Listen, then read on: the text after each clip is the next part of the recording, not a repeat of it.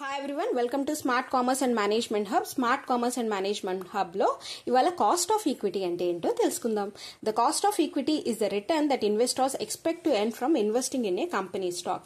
ఏం చెప్తున్నారంటే ఇన్వెస్టర్స్ ఎప్పుడైతే మన కంపెనీ షేర్స్ లో ఇన్వెస్ట్ చేస్తారో ఆ ఇన్వెస్ట్ చేసినందుకు గాను మనం ఇచ్చే రిటర్న్ ని కాస్ట్ ఆఫ్ ఈక్విటీ అంటాం. ఇది కాస్ట్ అని ఎందుకు అన్నామంటే కంపెనీ పాయింట్ ఆఫ్ వ్యూలో ఏంటి అంటే మనం పే చేస్తున్నాం, అంటే కంపెనీ పే చేస్తుంది కాబట్టి అది మనకి కాస్ట్ కాబట్టి కంపెనీకి కాస్ట్ కాబట్టి కాస్ట్ ఆఫ్ ఈక్విటీ అన్నారు. ఓకేనా, ఇది డిఫరెంట్ మెథడ్స్ లో మనం కాస్ట్ ఆఫ్ ఈక్విటీ అనేది కనుక్కుంటాం. ఎలాగానే చూద్దాం. Dividend price approach. Dividend first method ఏంటంటే డివిడెండ్ ప్రైస్ అప్రోచ్. ఇది ఎప్పుడు యూజ్ చేస్తామంటే if dividend is expected to be constant then dividend price approach should be used. ఈ డివిడెండ్ ప్రైస్ అప్రోచ్ ఎప్పుడు యూజ్ చేస్తామంటే మనం డివిడెండ్ అనేది కాన్స్టెంట్ గా ఉంటుంది అని ఎక్స్పెక్ట్ చేస్తే అప్పుడు డివిడెండ్ ప్రైస్ అప్రోచ్ అనేది యూజ్ చేసి కాస్ట్ ఆఫ్ ఈక్విటీ కనుక్కుంటాం. నెక్స్ట్ ఇది earning price approach. If earning per share is expected to be constant. Earning per share అంటే ఏంటంటే ఏదైతే కంపెనీస్ కి ప్రాఫిట్స్ వస్తాయో దాన్ని ఎర్నింగ్స్ అంటాం.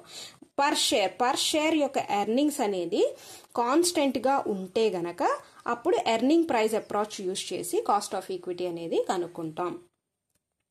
Growth approach. If dividend and earnings are expected to grow at a constant rate, అంటే dividends అలాగే earnings రెండు కూడా కాన్స్టెంట్ రేట్ లో గనక మనకి ఉంటాయి, గ్రో అవుతాయి అని తెలిస్తే ఈ గ్రోత్ రేట్ అప్రోచ్ అనేది యూజ్ చేస్తాం. దీన్నే జార్దన్స్ మోడల్ అని కూడా అంటాం అనమాట. Realised yield approach. If it is difficult to forecast the future dividend, అంటే ఫ్యూచర్ లో డివిడెండ్ ఎంత వస్తుందని నేను ఎక్స్పెక్ట్ చేయలేకపోతే అప్పుడు రియలైజ్డ్ ఈల్డ్ అప్రోచ్ యూజ్ చేసి కాస్ట్ ఆఫ్ ఈక్విటీ కనుక్కుంటాం. CAPM model. సిఏపిఎం మోడల్ అంటే క్యాపిటల్ అసెట్ ప్రైజింగ్ మోడల్. ఇది ఎప్పుడు యూజ్ చేస్తామంటే ఏదైతే మన కంపెనీ షేర్స్ అనేవి రిస్క్ బేస్ మీద మనం పే చేస్తున్నామో వాళ్ళకి అప్పుడు కాస్ట్ ఆఫ్ ఈక్విటీ అనేది మనం సిఏపిఎం మోడల్లో కనుక్కుంటాం అనమాట. కాస్ట్ ఆఫ్ ఈక్విటీలో డిఫరెంట్ మెథడ్స్ యొక్క ఫార్ములాస్ గురించి అలాగే ఇంకా డీప్ గా తెలుసుకోవాలి అనుకుంటే స్మార్ట్ కామర్స్ అండ్ మేనేజ్మెంట్ ని విజిట్ చేసి సబ్స్క్రైబ్ చేసుకోండి. Thank you.